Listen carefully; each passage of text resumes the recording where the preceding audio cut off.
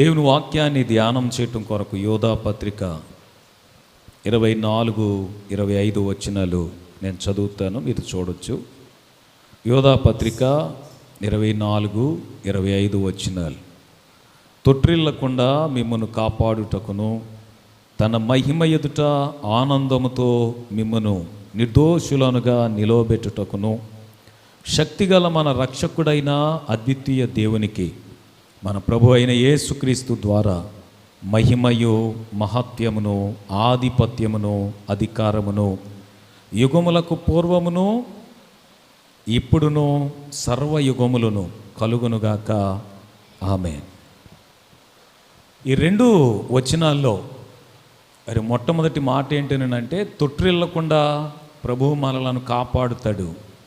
తొట్రిల్లటం అనంటే నడుస్తూ ఉన్నప్పుడు గొప్పు తగిలి పడిపోవడం కానీ, కాలు బెనికి పడిపోవడం కానీ, కొన్నిసార్లు కొంతమంది తొందరగా నడవటం వలన కాలు మడత పడిపోతుంటారు, పడినంత పని అవుతుంటుంది. అలా తొట్రిల్లిపోకుండా కాపాడటం మరి ప్రభువు వలన మాత్రమే అవుతుంది. ఈ భూమి మీద ఎవరు మట్టుకు వారు తొట్రిల్లిపోకుండా, పడిపోకుండా, చెడిపోకుండా జీవించటం ఏ మనిషి వలన కానే కాదు. ఎందుకనంటే బైబిల్ చెప్తుంది, నీతిమంతుడు లేడు, ఒక్కడు కూడా లేడు. అందరూ పాపం చేసి దేవుని మహిమ పొందలేకపోతున్నారు. ఆయన మనల్ని కాపాడుతాడు అని చెబుతూ, మరి నేను గత వారం కాకుండా అంతకు ముందు వారం నేను మాట్లాడాను. గత వారం నేను మాట్లాడుతూ ఏం చెప్పానంటే, నిర్దోషులుగా మనలను చేసేవాడు ప్రభువే. స్తోత్రం, హల్లెలూయా. ఆయన మనల్ని నిర్దోషులుగా చేయకపోతే, మనలో ఏ పాపం లేకుండా, మలినం లేకుండా నీతిమంతమైన జీవితం జీవించటం కానీ, నీతిమంతులుగా బ్రతకటం కానీ ఏ మనిషి వలన కానీ కాదు. మరలా ఇందాక మాట్లాడిన మాటే మనం మాట్లాడవచ్చు. ఏమనంటే, నీతిమంతుడు ఒక్కడు కూడా లేడు. అందరూ తమకిష్టమైన దారిలోనికి వెళ్ళిపోయారు అని చెబుతూ రోమీయులకు రాస్తూ పౌలు గారు మాట్లాడుతున్నారు. ఆ మాటను ఒకసారి నేను మీకు చూపించి, నేను ఈ వచనంలోనికి లేక నేను ఈ దినం మీకు తెలియచేయ సంగతులను తీసుకుని వస్తాను. రోమీయులకు రాసిన పత్రిక 3వ అధ్యాయం 11వ వచనం నుంచి నేను చదువుతున్నాను, వినండి. నీతిమంతుడు లేడు, ఒక్కడును లేడు, గ్రహించువాడెవడునూ లేడు, దేవుని వెదకువాడెవడునూ లేడు. అందరూ త్రోవ తప్పి ఏకముగా పనికి మాలిన వారైరి, మేలు చేయవాడు లేడు, ఒక్కడైనను లేడు. వారి గొంతుక తెరచిన సమాధి, తమ నాలుకతో మోసం చేదురు, వారి పెదవుల క్రింద సర్ప విషం ఉన్నది. అందరూ త్రోవ తప్పి ఏకముగా పనికి మాలిన వారయ్యారు అని పౌలు గారు చెప్తున్న మాట నేను మీకు జ్ఞాపకం చేస్తున్నాను. కనుక దోషులుగానే దేవుని దగ్గర నిలబడినప్పుడు దోషులుగానే కనబడతాం, కానీ పాపము లేని వారిగా కనబడడం అనేది మనిషి వలన కానే కాదు. ఎందుకు అనంటే, మనుషులు మంచివారిగా అనిపించుకోవటానికి, మంచివారిగా కనిపించటానికి ఎన్ని ప్రయత్నాలైనా చేయగలరు. ఏదైనా చేసి మనుషులు మంచివారు అనిపించుకోగలరు. ఈ మాట కొంచెం జాగ్రత్తగా వినండి. ఎప్పటి నుంచో ఉన్న ఒక పాత సామెత ఉంది. మనిషి ఎంత నైపుణ్యం, ఎంత నేర్పరితనం, ఎంత జ్ఞానము తెలివితేటలు కలిగిన వాడు అనంటే, నందిని పందిగా చేయగలడు, పందిని నందిగా కూడా చేయగలడు. మనుషులు ఎదుట మంచివారిగా అనిపించుకోవటం అనేది మనిషికి బాగా తెలుసు.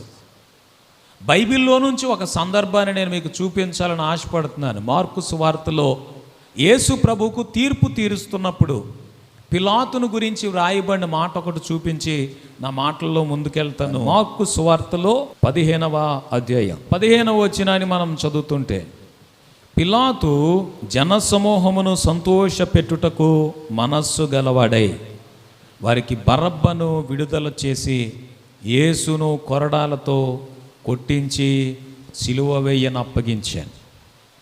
అంతేకాకుండా పిలాతును గురించి మనము మరొక గ్రంథంలో ఏమని చదువుతామనంటే, మనుషుల చేత మంచివాడు అనిపించుకోవాలని పిలాతు బరబ్బనేమో విడుదల చేసి యేసు ప్రభువును కొరడాలతో కొట్టించాడట. ఇలాగున మనుషుల ఎదుట మంచివారిగా కనిపించటం అనేది సులువే, లేకపోతే మనుషుల యొక్క తెలివే అని ఉదయకాలం మందు నేను జ్ఞాపకం చేస్తున్నాను. కానీ బైబిల్ ఏం చెప్తుంది అని అంటే 32వ కీర్తన 1వ వచనాన్ని చదువుతూ ఉంటే, తన అతిక్రమములకు పరిహారము పొందినవాడు, తన పాపములకు ప్రాయశ్చిత్తం పొందినవాడు ధన్యుడు. యెహోవా చేత నిర్దోషి అని ఎంచబడినవాడు, ఆత్మలో కపటము లేనివాడు ధన్యుడు. ఈ భూమి మీద నిజంగా ఆశీర్వదించబడిన వ్యక్తి ఎవరు అని అంటే, తన అతిక్రమములకు పరిహారం పొందినవాడే నిజంగా ఆశీర్వదించబడినవాడు. ఈ దినాన మనుషులకు బోధించబడుతున్న, మనుషులు ఆలోచించుకుంటున్న ఆశీర్వాదం ఏంటంటే, ఇప్పుడు వరకు ఒక 100 రూపాయలు నా దగ్గర ఉన్నాయి అనుకోండి, ఒక సంవత్సరం తర్వాత లేక 10 సంవత్సరాల తర్వాత నా దగ్గర 1 కోటి రూపాయలు ఉంటే, నేను చెప్పే సాక్ష్యము లేకపోతే నా గురించి మనుషులు చెప్పే సాక్ష్యం కూడా ఏముంటుందని అంటే, పాస్టర్ గారు బాగా ఆశీర్వదించబడ్డారని చెప్తారు. నిజమైన ఆశీర్వాదం ఏంటనుకుంటున్నారు? మనం వస్తువులు సంపాదించుకోవటం కాదు, లేక వాహనాలు సంపాదించుకోవటం కూడా కాదు, లేకపోతే భూములు సంపాదించుకోవడం అంతకంటే కాదు. మనం ఎంత సంపాదించినా మనం పోయేటప్పుడు మనకు అవసరమైంది, ఒకవేళ బాగా పొడుగైన మనిషి అనుకోండి, 6 అడుగుల స్థలం తప్ప అంతకు మించిన స్థలాన్ని ఎవరు కూడా వారి కొరకు ఉంచుకోలేరు, దాచుకోలేరు, ఏమీ చేసుకోలేరు. ప్రసంగి తన మాటల్లో చెబుతూ ఏమంటాడనంటే, ప్రసంగి గ్రంథం అంతా చదివితే మనుషులు గాలి కొరకే ప్రయాసపడుతున్నారట. ఇదంతా వ్యర్థము వ్యర్థము వ్యర్థమని ప్రసంగి పదే పదే మాట్లాడుతున్నాడు. ఒకడు తిండి తిప్పలు మానేసి, నిద్రాహారం మానేసి, కష్టపడి సంపాదించి ఎంతో పోగు చేసినా ఎవరికో విడిచిపెట్టేసి వెళ్ళిపోవాలి, కానీ తనతో పాటు ఏమి తీసుకుని వెళ్ళలేడు అంటాడు. తిమోతికి రాస్తూ పౌలు గారు కూడా చెప్తున్నారు ఏమనంటే, మనం ఈ లోకములోనికి ఏమీ తేలేదు, ఈ లోకములో నుంచి ఏమీ తీసుకొని వెళ్ళలేం. ఎందుకు ఈ మాట నేను చెప్తున్నానంటే, వీళ్ళు ఆశీర్వదించబడ్డారని ఎవరైనా ఒకరిని గురించి ఈ దినాన చెబుతూ ఉంటే, ఏటి గురించి చెప్తున్నారు? వారు సంపాదించుకున్న వాటిని గురించి, వారికున్న పేరును గురించి, ప్రఖ్యాతిని గురించి, వారికున్న పలుకుబడిని గురించి ఏం చెప్తారనంటే, వీరు ఆశీర్వదించబడిన వారు అని చెప్తున్నారు.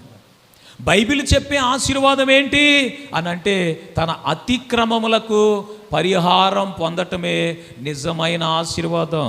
హల్లెలూయా. ఎందుకు? బైబిల్ అంటుంది, యేసుప్రభు అంటాడు లూకా సువార్తలో ఏమనంటే, ఒకడు లోకమంతా సంపాదించుకొని తన ప్రాణమును పోగొట్టుకుంటే వానికి ఏమి ప్రయోజనం? తన ప్రాణమునకు ప్రతిగా మనుషుడు ఏమి ఇవ్వగలడు? ప్రాణమునకు ప్రతిగా అనంటే, తన అతిక్రమములకు పరిహారం పొందకుండా, పాపములకు ప్రాయశ్చిత్తం లేకుండా ఈ భూమి మీద జీవితాన్ని ముగిస్తే, ప్రభు ఎదుట నిలబడినప్పుడు ఎలీషాతో గెహజీ చెప్పినట్టుగా చెప్పటానికి ప్రయత్నం చేసే మనుషులు చాలామందే ఉంటారు అనిపిస్తుంది నాకు. ఎలీషా దగ్గరకు నయమాను అనే ఆ సైన్యాధిపతి వచ్చినప్పుడు అతని కుష్ఠరోగం బాగయిన తర్వాత అతను తీసుకుని వచ్చిన కానుకలన్నీ ఎలీషాకి ఇవ్వడానికి పరిగెత్తొస్తే ఎలీషా వద్దని చెప్పిన తర్వాత, నా యజమానుడికి వాటి మీద మనసు లేదు కానీ నాకు కావాలనుకుని ఈ గెహజీ ఆ రథం వెనకాల పరిగెట్టి, ఈ గెహజీ 1 అడిగితే నయమాను 2 ఇచ్చాడు. 1కి 2 సంపాదించుకొని తెచ్చుకొని దాచుకున్న తర్వాత ఎలీషా అడిగాడు, నువ్వు ఎక్కడికి వెళ్ళావని అంటే, నేను ఎక్కడికి వెళ్ళలేదు, ఇక్కడే ఉన్నానని చెప్తున్నాడు. నేను ఎక్కడికి వెళ్ళలేదు, ఇక్కడే ఉన్నాను. అయితే గెహజీ ఎలీషాను మెప్పించలేకపోయాడు. ఏ నేరము చెయ్యలేదని చెప్పుకోలేకపోయాడు. ఎలీషా దగ్గర ఏమీ దాచలేకపోయాడు. ఎలాగునా అని అంటే ఎలీషా అంటాడు, నీవు ఆ రథం వెనక పరుగెత్తి వెళ్ళినప్పుడు నా మనస్సు నీతో రాలేదా? అలాగే ఎలీషానే గెహజీ, ఎలీషా కన్నులకే గెహజీ ఏమీ దాచలేకపోతే బైబిల్ అడుగుతుంది, కన్ను కలుగ చేసిన వాడు కానకుండా ఉంటాడా? చెవిని నిర్మించిన వాడు వినకుండా ఉంటాడా అని కీర్తనకారుడు ఎవంటి ప్రభువును గురించి మాట్లాడుతున్నాడు. స్తోత్రం. ఆయనకు మరుగైనదేమీ లేదు అని చెప్పటానికి ఈ మాటలు. ఆయనకు దాచగలిగినది ఏమీ లేదని చెప్పటానికి ఈ మాటలు. బైబిల్లో రాహేలు గురించి మనం చూస్తే తన తండ్రి అయిన లాబాను ఇంట్లో ఉన్న విగ్రహాలు దొంగిలించి దాచిపెట్టేసిందట. యాకోబు తన మామైన లాబాను ఇంటి దగ్గర నుంచి పారిపోతున్నాడు ఒక దినాన్న. ఆ సంగతి తెలుసుకొని లాబాను బయలుదేరి 3 రోజుల ప్రయాణం అంత దూరం యాకోబును తరిమి పట్టుకున్నాడు. దొరికాడు యాకోబు. యాకోబుతో లాబాను మాట్లాడుతూ అంటాడు, నువ్వు వెళ్ళాలనుకుంటే నాతో చెప్పొచ్చు కదా, నేను మేళ తాళాలతో నేను సాగనం పొందును కదా అని మాట్లాడుతూ, నువ్వు వెళ్తే వెళ్ళావు కానీ నా విగ్రహాలు ఎందుకు దొంగిలించావు అంటాడు యాకోబుని. యాకోబు అంటాడు, నేను అసలు తీయలేదు, ఎవరి దగ్గర దొరికితే వాళ్ళని నువ్వు చంపేయచ్చు, వాళ్ళ తల నరికేయచ్చు అని చెప్తున్నాడు. వారు మరణం పొందుదురుగాక అన్నాడు. నిజానికి రాహేలు అవి తీసి దాచిపెట్టేసుకుందంట. వెతికారు, లేయా గుడారంలో వెతికారు, లేయా దాసి అయిన శిల్పా గుడారంలో వెతికారు, తర్వాత రాహేలు దాసి అయిన బిల్హా గుడారంలో వెతికారు, తర్వాత రాహేలు గుడారానికి వస్తున్నారు.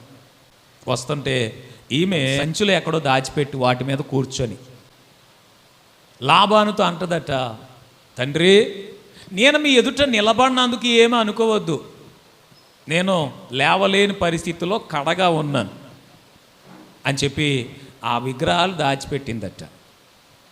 ఒకవేళ లాబాను దగ్గర రాహేలు దాచిపెట్టినట్టుగా ఈ భూమి మీద ఒకవేళ దాచిపెట్టి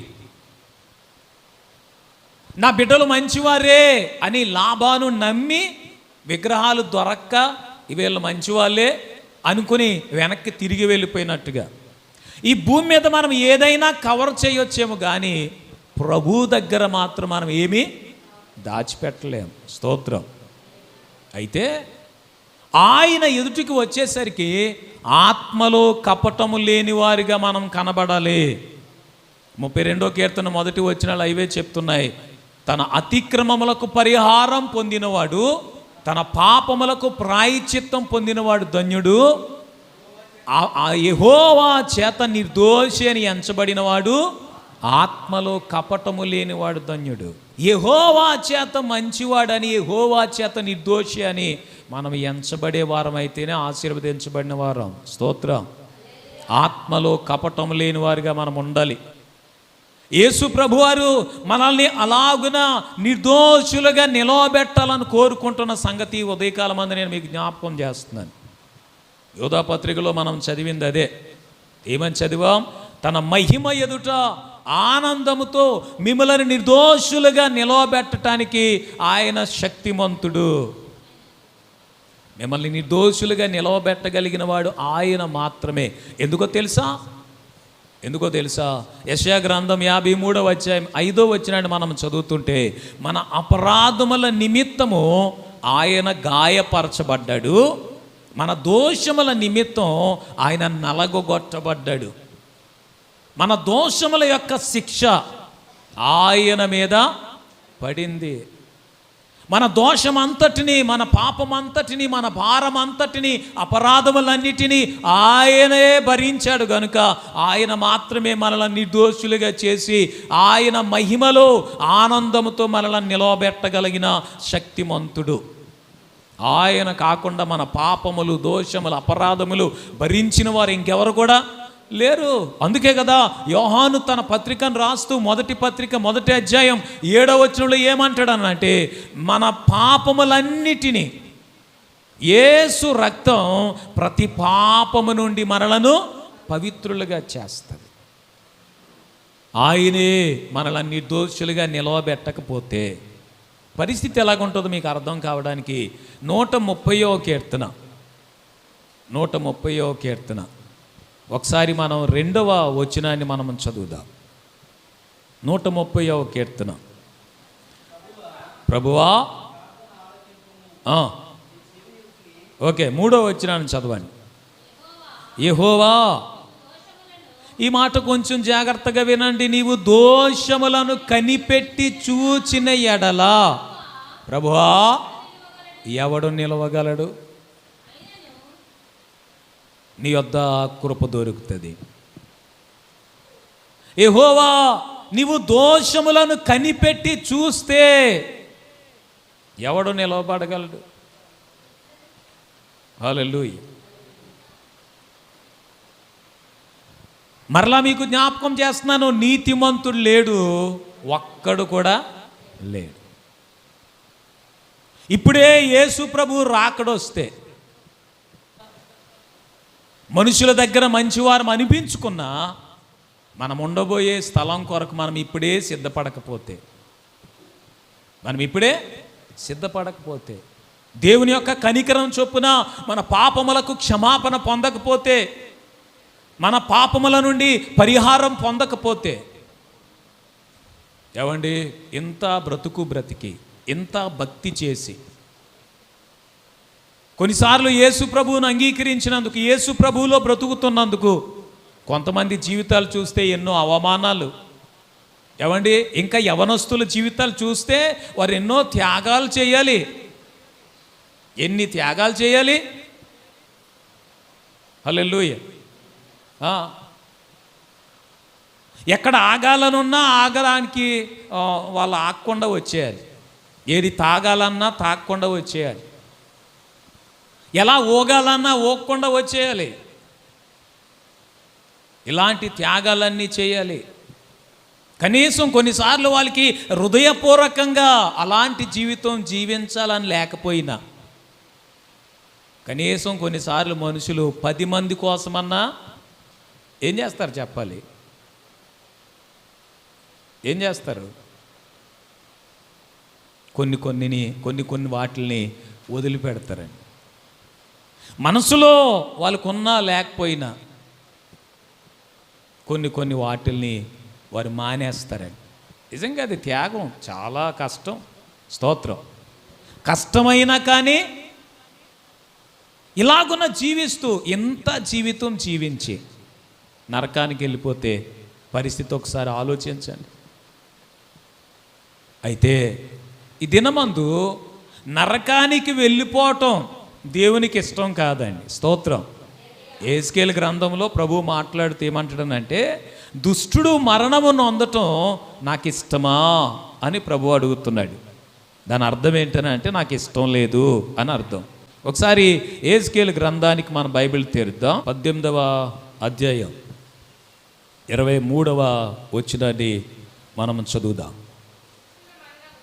దుష్టులు మరణము నొందుట చేత నాకేమాత్రమైన సంతోషము కలుగునా, వారు తమ ప్రవర్తనను దిద్దుకొని బ్రతుకుటయే నాకు సంతోషం. ఇదే ప్రభువగు యెహోవా వాక్కు. దుష్టులు మరణము నొందడం చేత నేను సంతోషపడుతున్నాను అనుకుంటున్నారా? కొంతమందిని చూడండి, మనుషుల యొక్క స్వభావం ఎలా ఉంటుందనంటే దయా జాలి అలాగేం ఉండదు. వారు చూస్తూ ఉండగానే ఎవరో పరిగెడుతూ పడిపోయారు అనుకోండి, వాళ్ళేమో మోకాలు కొట్టుకుపోయి రక్తం కారిపోయి పన్నేమో ఇరిగిపోయి, లేకపోతే పన్ను ఆ పెదవులో దిగిపోయి, ఒక పక్కన రక్తంతో ఒక పక్కన బేరమని ఏడుస్తూ ఉంటే, బావురమని ఏడుస్తూ ఉంటే పకాలించి నవ్వే మనుషులు ఉంటారు. ఒకవేళ నువ్వు కడుపు నిండా భోజనం చేస్తే తట్టుకోలేరేమో, కానీ నువ్వు ఆకలితో అలమటిస్తున్నావు అనే వార్త వినగానే, నీకేదైనా లేదు అని చెప్పగానే, నువ్వెన్ని బాధలు పడుతున్నావో వినగానే సంతోషపడడానికి నీ చుట్టూ తిరిగే వాళ్ళు బోల్డ్ మంది ఉంటారు. హల్లెలూయా. చెప్పాలి ఒకసారి. హల్లెలూయా. కానీ ప్రభు దగ్గరకు వచ్చేసరికి ఆయన ఏమంటాడు తెలుసా? నిజానికి నీ పరిస్థితి ఏంటనంటే దోషములను లెక్క పెట్టి చూస్తే ఆయన ఎదురుగా నిలబడ్డానికి అసలు యోగ్యత కానీ అర్హత కానీ లేనే లేదు. హల్లెలూయా. కొంచెం గట్టిగా చెప్పండి హల్లెలూయా.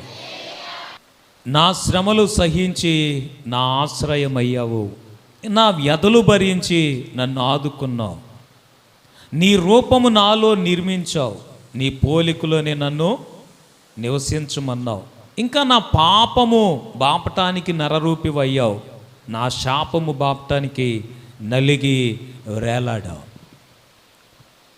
ఆయన ఎదురుగా నిలబడ్డానికి అర్హత యోగ్యత ఏమి లేకపోయినా, ఆయన బిడ్డగా చెప్పుకోవటానికి కూడా తగిన జీవితం లేకపోయినా, ఈ దినాన ప్రభు బలను సమీపించగలిగే పరిశుద్ధత పవిత్రత లేకపోయినా, మనస్సాక్షిని చంపుకొని వాత వేయబడిన మనస్సాక్షితో ప్రభు బలను సమీపించేస్తున్నావు గనుక. ఎవడి పూర్వకాలమందు దైవ సేవకులు ఏం చేసేవారు తెలుసా? మీ మీద ఎవరికైనా విరోధం ఉంటే, మీకెవరి మీదైనా విరోధం ఉంటే తెల్లవారి మందిరానికి రాకముందే వాళ్ళిద్దరు సమాధాన పడాలి. భార్య భర్తలు ఏ చిన్నదానికో పెద్దదానికో ఒకవేళ ఏదైనా కోపతాపాలతో ఉంటే ఒకరు ముఖం ఒకరు 69లాగా కాకుండా 36లాగా అయిపోతే, ఇలాంటి పరిస్థితులు ఉంటే కనుక ఒకరితో ఒకరు సమాధాన పడకుండా ఏం చేయనిచ్చేవారు కాదు అని అంటే ప్రభు బాలను సమీపించనిచ్చేవారు కాదు. హల్లెలూయా. మనకు అలాంటిది ఏం లేదండి. స్తోత్రం చెప్పండి, గట్టిగా చెప్పండి. అదేం లేదు. బైబిల్ భాషలో చెప్పాలనంటే వాత వేయబడిన మనస్సాక్షి. చిలక పలుకుల్లాగా మనం ఎన్ని పాటలైనా పాడవచ్చు, ఎన్ని మాటలైనా చిలక పలుకుల్లాగా వల్లించవచ్చు, మనం ఎన్ని కబుర్లైనా చెప్పచ్చు. నిజమేంటి, యథార్థమేంటి, సత్యమేంటి, అసలైన రూపమేంటి అని అంటే ఆయన ఎదుట నిలబడగలిగే అలాంటి పొజిషను చాలామందికి ఇది నన్ను లేదండి. అయినా ఆయన అంటాడు, మీరు ఈ పరిస్థితుల్లోనే మరణించడం నాకు సంతోషం అనుకుంటున్నారా? కాదు కాదు. దుష్టుడు మరణించడం వల్ల నాకేమైనా సంతోషం కలుగునా? వారు తమ ప్రవర్తన దిద్దుకొని, చదవండి అన్నమాట యెహెజ్కేలు గ్రంథంలో, వారు తమ ప్రవర్తన దిద్దుకొని బ్రతుకుటయే నాకు సంతోషం. హల్లెలూయా. యేసుప్రభు వారు ప్రభు బల్లలో అప్పగించబడుతున్న రాత్రి శిష్యులందరితో కలిసి భోజనం చేస్తున్నప్పుడు ఆయన ఏం చెప్పాడు తెలుసా? మీలో ఒకడు నన్ను అప్పగించబోతున్నాడు అన్నాడు. అందరూ అంటున్నారు ప్రభువా నేనా, ప్రభువా నేనా అంటే ఇస్కరియోతు యోధ కూడా అన్నాడు ప్రభువా నేనా అంటున్నాడు. అప్పటికే ప్లాన్ అంతా వేసుకున్నాడు. వాళ్ళ దగ్గర డబ్బులు తీసుకోవడానికి అంతా రెడీగా మాట్లాడేసుకున్నాడు. ఇస్కరియోతు యోధ కూడా అన్నాడు యేసు ప్రభుతో ప్రభువా నేనా. వాళ్ళు ఎవరికి అర్థమై ఉండదు కానీ ప్రభు అన్నాడు, చిలికడా నువ్వు ఏం చెయ్యాలనుకుంటున్నావు వెళ్ళి నువ్వు రెడీగా చేసుకో, అన్ని ప్లాను అంటున్నాడు. అలాగునా నువ్వు తీసావా, నువ్వు దాసావా అని అంటే అబ్బాబే నేను తీయలేదు, నేను దాయలేదని చెప్పటానికి మనుషులకు బాగా చేస్తున్నావు. ఆ మాట వినగానే మనకు కూడా అనిపిస్తుంది, అమ్మో వీళ్ళు అలాంటి వాళ్ళు కాదు, వాళ్ళ ముఖం చూస్తే అర్థమైపోతుంది వీళ్ళు నిజంగా అమాయకులు అని చెప్పొచ్చు. ఏం చెప్పొచ్చు? అమాయకులు అని చెప్పొచ్చు. కానీ 90వ కీర్తనలో మోషే మాట్లాడుతూ చెప్తున్న మాట ఒకసారి మనం చదివితే తప్పకుండా మీలో కొంతమంది అవాక్కు అవుతారు. ఈ దినాన్ని అవాక్కు అయినా అవ్వకపోయినా నిజంగా యేసు ప్రభు వచ్చినప్పుడు అందరూ ఎవరి గురించి వారు లెక్క చెప్పుకోవటానికి నిలబడే రోజు ఒకటి ఉందంట. ఆ రోజున అవాక్కు అవుతారు. ఒకసారి 90వ కీర్తనలో మనం ఆ మాట చదువుతాం చూడండి. నీ ముఖ కాంతిలో మా రహస్య పాపములు కనబడుతూ ఉన్నాయి. 8వ వచనాన్ని మనం చదువుతున్నాం. మా దోషములను నీవు నీ ఎదుట ఉంచుకొని ఉన్నావు, నీ ముఖ కాంతిలో మా రహస్య పాపములు కనబడుతున్నాయి. ప్రకటన గ్రంథం 1వ అధ్యాయం 7వ వచనం చూస్తుంటే ప్రతివారు ఏమండి నిలబడతారని అందరూ ఆయన చూస్తారట. కొరింథీయులకు రాసిన 2వ పత్రిక 5వ అధ్యాయం 10వ వచనం చూస్తుంటే ప్రతివాడు తన గురించి తాను చేసిన పనులు మంచివైనా చెడ్డవైనా తన గురించి తానే ఆయనకు లెక్క చెప్పుకోవటానికి నిలబడే రోజు ఒకటి వస్తుందంటే క్రీస్తు న్యాయపీఠం ఎదుట నిలబడాలి. ఆ రోజున నేను చేయలేదు ప్రభువా, నాకు తెలియదు నాయనా, కానీ ఆ రోజున యేసు ప్రభు ఎదుటి నిలబడినప్పుడు ఎవరి గురించి వాళ్ళే చెప్పుకోవాల్సిన పరిస్థితి వస్తుంది. అప్పుడట రహస్య పాపములు ఆయన ముఖ కాంతిలో కనబడిపోతాయట. హల్లెలూయా. కొన్నిసార్లు ఇంట్లో వెలుగు లేక చీకటిగా ఉండి కొన్ని వస్తువులు కనిపించవు, లైట్ వేయగానే కనబడతాయి, అక్కడే ఉంటుంది, వెతుక్కుంటూ ఉంటుంది. అలాగనే యేసు ప్రభు ఎదుటికి వెళ్ళగానే మొత్తం బట్టబయలు అయిపోతుందట. నీ ముఖ కాంతిలో మా రహస్య పాపములు కనబడుతున్నాయి, మా దోషములు నువ్వు ఈయన ఎదురుగా పెట్టుకున్నావు. ఈ మాటలన్నిటి యొక్క సారాంశం ఏంటంటే ప్రభువే నిన్ను నిర్దోషిగా చేయకపోతే, ప్రభువే నిన్ను ఆయన రక్తములో కడగకపోతే, అయ్యా నీ రక్తములో నన్ను కడుగు అని నువ్వు ప్రతిదినం అడగకపోతే నువ్వెక్కడ ఉంటావో తెలుసా? భవిష్యత్తులో నువ్వు ఉండే స్థలం ఏదో తెలుసా? నేను ఇందాక మీతో జ్ఞాపకం చేసినట్టు ఉండబోయేది ఒకవేళ పాతాళమేమో. ధనవంతునిలాగా పాతాళంలోనికి వెళ్ళిన తర్వాత కేకలు వేసే పరిస్థితి ఏమో. అందుకే ఉదయకాలం అంతా నేనేమంటానంటే పాతాళానికి వెళ్ళిపోయిన తర్వాత లబోదిబోమని నెత్తినోరు బాదుకొని, తండ్రివైన అబ్రహామా నా నాలుకను చల్లార్చడానికి లాజరును పంపించు, అతని చిటుకుని వేలుకొని నీటిలో ముంచి నా నాలుకను చల్లార్చమని ఆ కేకలు వేసిన ధనవంతునిలాగా నీ పరిస్థితి ఉండకూడదు అని అనుకుంటే ఆ కేకలేదో ఇప్పుడే బైబిల్ అంటుంది, మీ వస్త్రాలు కాదు మీ హృదయాలను చింపుకోండి అంటుంది. మీ గుండెలు బాదుకొని కొన్నిసార్లు ఏడవాలి, ప్రభువా నా ఆత్మలో కపటము లేకుండా నా పాపములన్నీ పరిహరించబడి నా దోషములన్నీ కడిగివేయబడి నీ ఎదుటికి నేను వచ్చినప్పుడు నిర్దోషిగా నేను కనబడాలి. స్తోత్రం, హల్లెలూయా. నిర్దోషిగా కనబడాలి. ఒకవేళ ఈ దినాన దోషభరితమైన ప్రజలరా, చెరుపు చేయి వారలరా, సర్ప సంతానమా అని యెషయా గ్రంథములో 1వ అధ్యాయంలో ప్రభువు మాట్లాడుతున్న మాటకు సరిపడగా జీవిస్తూ ఉంటే ఒకసారి చదవండి. యెషయా గ్రంథం 1వ అధ్యాయంలో, ఆకాశమా ఆలకించు, భూమి చెవియొగ్గు, నేను పిల్లలను పెంచి పెద్దవారిగా చేశాను, వారు నామై తిరగబడ్డారు.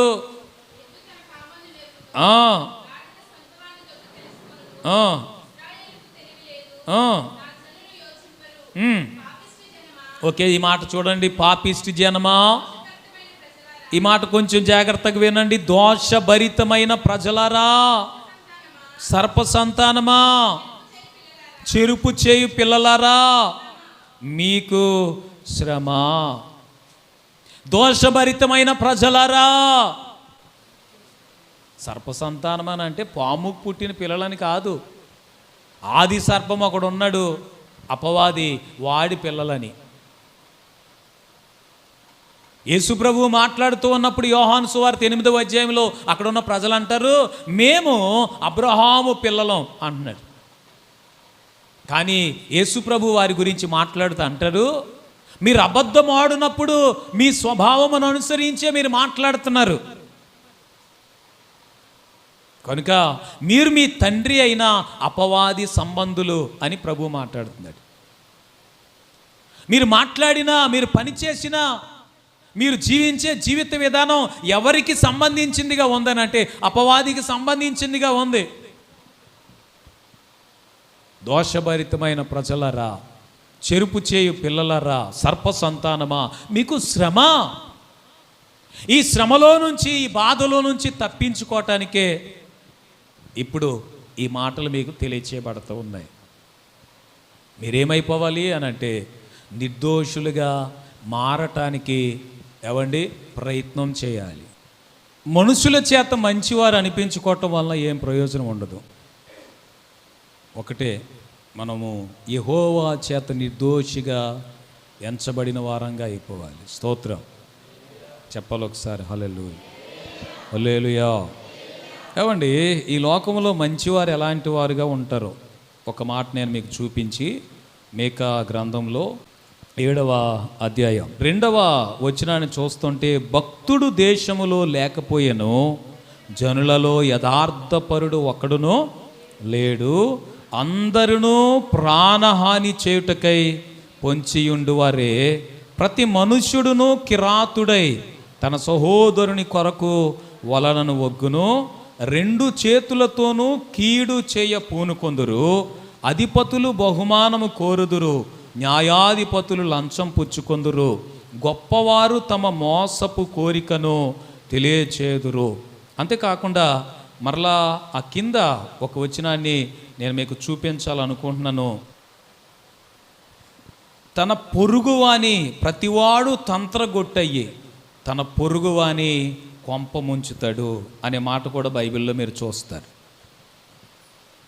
నిజానికి మంచివారు ఎలాంటి వారు అని అంటే, ముండ్ల చెట్టు వంటి వారట. ఈ లోకంలో మంచివాళ్ళు ముండ్ల చెట్టు వంటి వారే. దాని అర్థం ఏంటనంటే, మంచివారు అని అనిపించుకోవటం వరకే కానీ మంచివారు అనేవాళ్ళు ఎంచి చూసినా కానీ కనిపించరు. హల్లెలూయా. మీరెంత వెతకండి, మంచివారు కనిపించరు. మంచివారు ఎలాంటి వారు అంటే, ముండ్లుగా ఉండి, ముండ్ల కంచె కంటే కూడా ముండ్లుగా ఉంటారట. మరి మనుషుల ఎదుట మంచివారుగా అనిపించుకోవటం వరకేనా, లేక ప్రభు ఎదుటికి వచ్చేసరికి ఒక రోజున తీర్పు తీర్చబడుతుంది. క్రీస్తు న్యాయపీఠం ఎదుట తప్పనిసరిగా నిలబడే రోజు ఒకటి వస్తుంది. ఆ రోజున ఆయన ఎదుట మంచివారిగా మీరు చలామణి అవ్వగలరా, లేక ఆయన చేత నిర్దోషిగా చెప్పుంచుకోగలరా? ఒకసారి మీరు ఆలోచన చేయటానికి ఈ మాటలు నేను మీ ముందు పెడుతున్నాను. నేను నా ముందు మాటల్లో మీకు జ్ఞాపకం చేసినట్టు, రాహేలు తన తండ్రి యొక్క విగ్రహాలు దొంగిలించి దొరకకుండా దాచిపెట్టినట్టుగా ఈ భూమి మీద మనం ఏదైనా దాచిపెట్టగలం. ఎవరు ఎదుటిగానైనా నిలబడి నిర్దోషిగా నిరూపించుకోగలం. అది పెద్ద కష్టమైన సంగతి ఏం కాదు. వారు మనుషులకు కనబడాలని అన్నీ చేస్తారని మత్తయి సువార్తలో రాయబడినట్టుగా, మనుషుల చేత మీరు మంచివారు అనిపించుకోగోరుతారని యేసు ప్రభు తన మాటల్లో చెప్తున్నాడు. మనుషుల చేత మంచివారు అనిపించుకోవటానికి పెద్ద కష్టమేం అవసరం లేదండి. యెహోవా చేత నిర్దోషి అని ఎంచబడిన వాడు ఆత్మలో కపటం లేనివాడు ధన్యుడు. మరి వేరే దారి లేదండి. దారి ఉంది కనుకని మాటలు నేను మీకు తెలియచేస్తున్నాను. ఆ దారి ఎవరనంటే యేసు ప్రభువే. యెషయా గ్రంథంలో 1వ అధ్యాయంలో మీరు చదివిన తర్వాత అధ్యాయం అంతా అయిపోయాక, ఏ ప్రభువైతే దోషభరితమైన ప్రజలారా, సర్ప సంతానమా అని పిలుస్తున్నాడో 18వ వచనానికి వచ్చేసరికి ఆయన అంటాడు, మీ పాపములు రక్తము వలె ఎర్రనివైనా అవి హిమము వలె తెల్లగా అయిపోతాయి. యెహోవా ఈ మాట సెలవిస్తున్నాడు. రండి, మన వివాదం తీర్చుకుందాం, మన లెక్కలు తీర్చుకుందాం, మన సంగతి ఏదో మాట్లాడుకుందాం. స్తోత్రం.